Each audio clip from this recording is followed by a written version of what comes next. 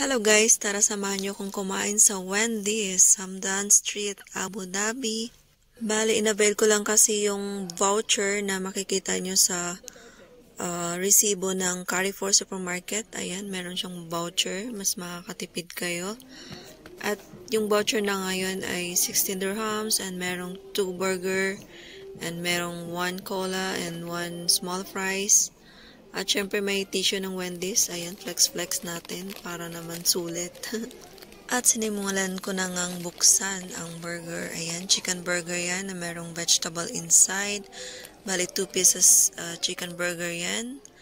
At ayan na nga, tinay ko na nga siyang kagatin at nag-aalangan pa akong kumagat kasi baka mabura ang lipstick ko. At syempre happy ako kasi merong fries. Sa lahat talaga ng fast food ay mostly ang gusto ko lang talaga ay fries. Ayan.